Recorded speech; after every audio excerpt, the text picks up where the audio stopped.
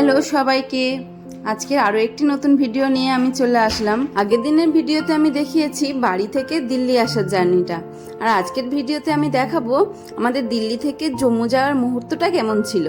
তো আমরা দিল্লিতে নেমে আগে থেকে একটা হোটেল বুক করা ছিল, তো আমরা হোটেলে চলে এসেছি। এখানে একটু খাওয়া দাওয়া করে রেস্ট নিয়ে বেরিয়ে পড়বো। তো এখন বাজে বিকেল 5টার মতো। তো আমাদের ট্রেন আছে 7টায়, তো একটু আগে হাতে টাইম নিয়েই বেরিয়ে পড়লাম, কারণ বলা যায় না দিল্লির মতো জায়গা তো কোথায় কখন জ্যাম হয়।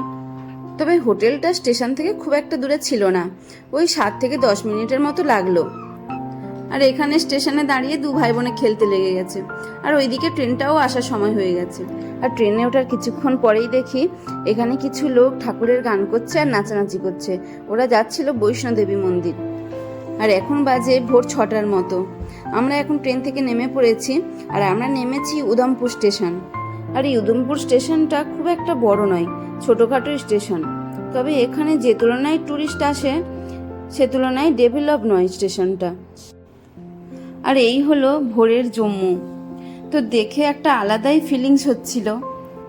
স্টেশন থেকে বেরিয়ে দেখছি চারিদিকটা ঘুটঘুটে অন্ধকার, আর কালো কালো উঁচু উঁচু পাহাড় দেখা যাচ্ছে চারিদিকে। আর মাঝে মাঝে পাহাড়ের পিছন দিক দিয়ে বিকট আওয়াজ আসছিল। আমি তো এই আওয়াজ শুনেই ভাবছিলাম যে যুদ্ধ টুদ্ধ হচ্ছে নাকি। ওই যে দূরে একটা আলো দেখা যাচ্ছে না, ওটাই আসছে, আর এত জোরে জোরে আওয়াজ হচ্ছে। প্রায় 1 মিনিট ছাড়া ছাড়া ওই আলোটা আসছে আর আওয়াজ হচ্ছে। তবে আলোটা কোথায় মিলিয়ে যাচ্ছে সেটাও বুঝতে পারছি না।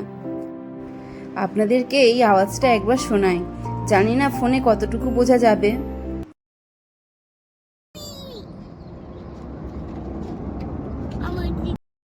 আর এদিকে আমাদের গাড়িটাও এসে গেছে, আর লাগেজগুলো গাড়ির মাথায় রাখতে রাখতে এদিকে সকালের আলোও ফুটে গেছে।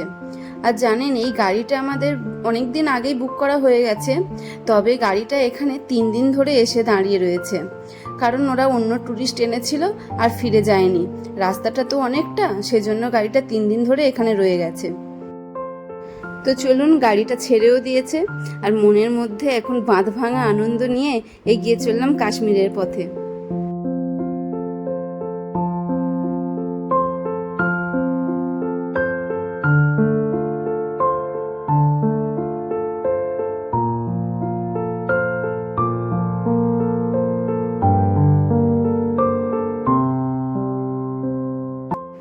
পাহাড়ের পিছন দিয়ে এখন সূর্যি মামা একটু একটু করে উঁকি মারছে, আর নিচে সরু সরু নদী আর ছোট ছোট ঘর।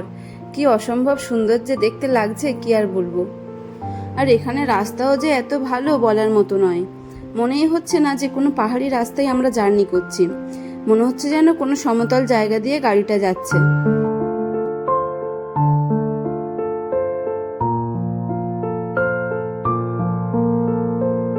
আর গাড়ির মধ্যেই বিড়ালটাকে দেখুন, দেখে মনে হচ্ছে পুরো সত্যিকারের বিড়াল, কিন্তু না, এটা সাজিয়ে রাখা হয়েছে। আর 2-2.5 ঘন্টা আসার পরে এখানে কিছুটা ব্রেক নেওয়া হয়েছিল, তো এখানে কিছু চাটা খেয়ে ফের আমরা যাত্রা শুরু করব। কারণ রাস্তাটা তো অনেকটা, প্রায় 6 ঘন্টার উপরে, সেজন্য মাঝখানে একবার ব্রেক নেওয়া দরকার। আর এখান থেকে ভিউটা দেখুন কি দারুণ লাগছে। তাহলে আজকের এই ভিডিওটা আমি এই পর্যন্ত রাখছি, নেক্সট পার্টটা পরের ব্লগে দেব। আর আমার এই ভিডিওটা যদি ভালো লাগে তাহলে ভিডিওটি একটি লাইক করে দেবেন, আর আমার চ্যানেলটি সাবস্ক্রাইব করে দেবেন।